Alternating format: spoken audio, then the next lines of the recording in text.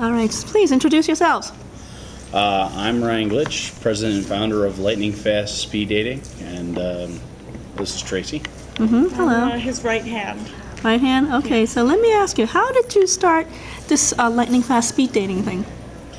A few years ago, I went to a convention where they had speed dating, and I tried it out, and it was not fun. It was not personable. It wasn't well run. And I jokingly in the back of my head said I could do way better than this without even trying. Okay, what was it so bad about that one? Can you? It only felt like that awkward point at the middle school dance, and there was no music, there was no reason to talk. You just kind of sat there and like, I hope this date's over soon. That bad? It was not good. I actually got up and walked out, and that's an incredibly disrespectful thing to do, and I apologize to the people who ran it, but it wasn't for me. And Celebration 5 came along, and I had run speed dating at a local college and a church youth group that was actually a fairly large church near where I'm from. I ran speed dating at both of those, and it was a really good success. A lot of people had fun with it, and it didn't seem to get the reaction that the other convention did. So I submitted the idea online to Lucasfilm and Reed for Celebration 5. And I just wanted to see it run. I had no intention of running it, and they came back with, in an email, what would you take to run this? What would you need? And went back and forth. I was just telling them how to run it, and the next thing I know, I had a contract to run it for them, and, well, I better make myself look professional, so I started the business. Okay, so what would you, let's say, now that you're running this speed dating event, what are the things that are different from your first speed dating event that you can, for some of the pointers, what makes yours different and stand out from the others? Well, I'm an aspiring stand-up comedian, so I tell jokes a lot of the time. I have this whole thing about putting people at ease, and I watch the crowd. If people in the crowd look nervous or like over to the point, I'll stop the speed dating, I'll slow it down for a sec, I'll tell some jokes. Okay. I use proximity. I get right up and close with the daters, and I talk to them. Or I'm just telling jokes the entire time, and I've got a little bit of music going in the background, and I just, I make it a lot faster. So there's time to be nervous, but there's not time to stall out, if that makes any sense. So it's not like a radio program. You can't have dead air. Exactly. I try to keep it exciting and fun the entire time. And it's very fast-paced. They're only 3-minute dates. And so far, the only people that get up and run out are people that are going to miss that awesome panel or some premiere. And we had one lady actually get up and walk out because she couldn't hear the other person. And she up and left. But other than that, I've had no bad reports. A lot of people have had fun, and more conventions call, and it's just a good way to spend my time, and I enjoy it. So what is so different, let's say, having a speed dating event at a convention, whereas a regular speed dating event? I mean, what'd you say the audience reaction and participating reaction? Well, real speed dating sucks. If you're not speed dating at a convention, you are stuck in a room with potentially 30 people you have to date that you might have nothing in common with. When you get to come to Comic-Con, it's a given that you're a big fan. This is obviously a huge part of your life. You've got a passion for it. And you're in a room with 30 like-minded people that you have to date, and that's something you can build from. There's not that, oh my gosh, if she finds out I'm a nerd, she's going to leave me. It's, oh my gosh, when she sees my comic collection, I'm in, Oh. There's a great passion there to build from, and it's kind of no holds barred on showing your fandom and really getting a chance to be who you are, because if it doesn't work out, you might never see these people again. If it does work out, maybe something awesome could happen. All right. So, can you tell me what was the first experience like doing your first convention speed dating event? Tell me some stories. Well, within the legal confines, of course. Oh, of course. The very first convention we did it was Star Wars Celebration 5 in Orlando. Wow. And that's a hell of a show to be debuting at. I mean, you don't want to fail in front of Lucasfilm. You don't want to fail in front of Reed Pop. I mean, the people that run New York Comic-Con and Celebration and C2E2 are some of the biggest convention promoters in the world. So the pressure was on, which, there was no... It was electric, and I was nervous at the same time, but we got there, and nobody's going to show up for this. We were doubting ourselves. We were getting worried, and all of a sudden, man, the doors open, and we had a session pretty close to the beginning of the... we had a session pretty close to the opening of the day, and we get up there where we're all set up. We set up the room, and We turn around and there's a crowd of people waiting. About how many people? Probably close to 1,000, just waiting for speed Whoa. dating in a room that we could only hold 100 people. Wow. And it went from there. And one of the great things when I ask people, "Oh, were you at Celebration?" Yeah, and I ask, "What was your favorite part?" The only things that people really talk about, they talk about one of the Blu-ray deleted scenes, Oh, yeah. meeting George Lucas, and then speed dating. It's really high on the list, and that's always cool for me because that was something that I really started and really worked hard at to make awesome, and it was just unbelievable. So, and any interesting, like, testimonial stories from potential participants? Yeah, I have one couple who is engaged that I know for certain. They met at my very first one, the very first session. They're engaged. Oh, wow. I have several other people who are living together or dating exclusively. One girl literally met a gentleman at Star Wars Celebration 5, and he was in Australia, but he was there for the event. She was from Florida.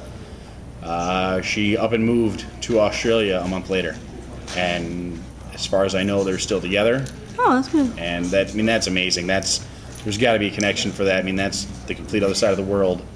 I mean, that's amazing to me. And there's a lot of other people who I know date, and I see them from time to time at conventions, or they keep me updated on Facebook. Mm-hmm. I think my favorite story is when I was telling jokes at the end of the first session while people were exchanging contact info.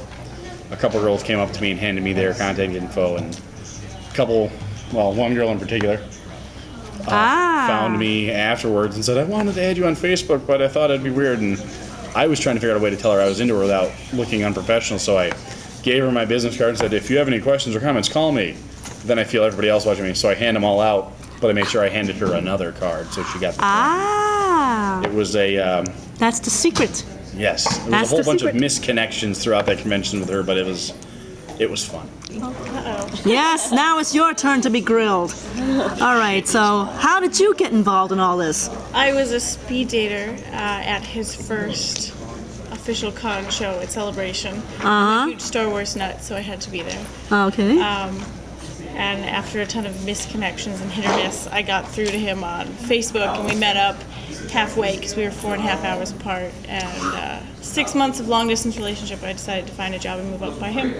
So I was officially part of the crew. All right. Okay, so tell us about, one of your nerve-wracking moments. I guess, what? I know exactly what story you're going for. Oh, no! No, I'm not going to talk about our problems. I was talking about abandoning you at Disney World. I know, okay. I know that's what You what? Woo? Okay, no. No. There was a party at Disney at that point, at Celebration, and she came up to me, and honestly, I don't remember much of the night. And not for partying, just so much was going on. And she came up to me apparently and said, "Hey, blah, blah, blah." And I was like, "Hang on, I'll be right back," because I was right in the middle of something. I never went back. Face palm. Yeah. Oh yeah, double face palm. Yeah. But how did you track her back? Oh, he didn't. I found him. Oh, so you were in hot pursuit. All right. Well, I gave it some time, and I said, let's try one more time. Let's try. If it all fails, keep trying. Last chance. And it worked. It did. And then I'm very glad to hear. So you're going from Star Wars conventions and you've gone to other conventions. And this year's New York Comic Con and New York Anime Fest. I just want to ask you, because you have two very different social sets. You got the Western comic book fans and the anime and manga fans. What were some of the most interesting points about the two different groups meeting each other in a speed dating situation? They either hate each other or they love each other. It's kind of like Star Trek and Star Wars, where... Any interesting stories? It made Ash cry. But yeah, no, it's definitely one of those things where it's either your comic book nerd secretly loves manga and doesn't want to come out about it, but finally they meet an anime fan who they like and they're okay with, it's okay, or it's one of those things where, ew, I don't like your kind. Are you serious? It's been tense enough at points that we've considered doing separate speed dating for anime fans and Comic-Con fans. Really? Why? Like, I tell the jokes during the show. One of my favorite things to do is rag on the attendees. The comic, if I'm telling jokes that are so far off and like, did he really say that? It takes a lot of pressure off the daters so they can relax and really get into it. Humor works, yeah. Yeah, well, the problem is my humor, I push really hard to make sure that they're not nervous about anything else. And apparently, ragging on anime fans has a much more adverse reaction than ragging on comic fans. Really? Why? Kid costuming as Ash from Pokemon cried at one of my Tamer jokes. So He cried. Oh, he cried. This is a full-grown male who cried, and I felt horrible about it. But I tell everybody right in the beginning, if you don't have a sense of humor, get out, because I'm going to laugh and tell jokes. And that's one of the things about Lightning Fast Speed Dating, the company that we've started together. We don't care if you're black, white, green, Asian, Klingon, Gandalf. You're welcome to come participate in speed date, because everybody deserves to be with somebody. Everybody deserves to be loved. And if our speed dating, Lightning Fast Speed Dating, if that can facilitate that, then game on. But by God, I'm going to have some fun doing it, and I'm going to tell some jokes. And it was one of those points where I saw a couple people that were extremely nervous, and they were starting to tweak out. I was like, okay, we're going to slow it down. And I went into a set, and I took a cheap shot at the Ash costumer, and he started bawling. And I haven't had that with any other fandoms. I'm not talking trash on the anime fans, but Goku had fun with you. Goku had fun. Goku? Okay, this one I gotta hear. Me and Goku actually had a throwdown when I was in my jet. Oh, man. Because I was telling jokes, and he was one of the people that was brave enough to fire back, which made it fun because I was really interacting with the crowd, and I'd heckle him, and he'd come back at me, and Goku can beat Superman. I was like, I'm a Jedi, I got them all beat. Forced choke, just stuff like that. So finally, he stood up and did the chest thing, and like jokingly, I rushed him. Well, he actually rushed me, put his head down, and like perfectly for the chokehold. So I just choked him out, and he's like, starts tapping, and. He thought it was hilarious, but he went out of there with so many numbers from the girls, and it was that point where I realized that, maybe all the fandoms are okay to joke with, and it was just that one guy. Okay. So any other horror stories or anything you want to talk about? Nah. Just like, do I remember? One of the little mini horror stories we have is we also cater to homosexual couples, and I fell into this category here too, where I signed up because you get to choose: are you a female looking for a male, or female? Are you a male looking for a male or female? And we get a lot of ladies who accidentally sign up as female looking for females, and every time they're approached by it, they all go, "No, not me!" And I was one of those who did that. So I'm always like, it's okay. I've been there.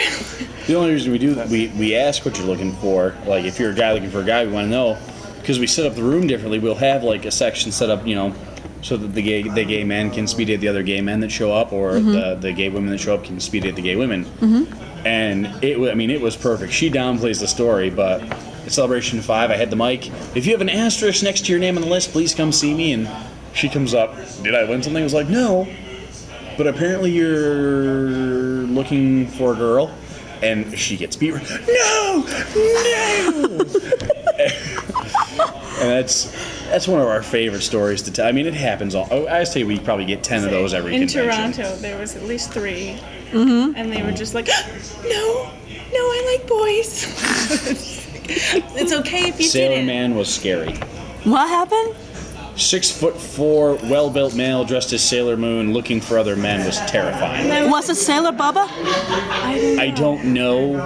I'll ask if he's here, because he was at New York Comic Con last year. Yeah, he was. Oh, wow. It's the first time we saw him. Then we saw him But he again had a at great looking C2E2. sense of humor. He had a great sense of humor. That's the best. That's the one. We teased him bad, and he fired right back. I mean, she was terrifying. Oh yeah, never mess with a guy dressed, not only a woman, but a guy dressed in a Sailor Moon costume. Never mess with him. Thank you so much for your time, and please enjoy. I can't wait to see what's going to happen. Find us on Facebook, Lightning Fast Speed Dating. All right, thank you. Sorry about the shameless self-plug. Why not? It's all about pimping. Pimp it, baby. All right.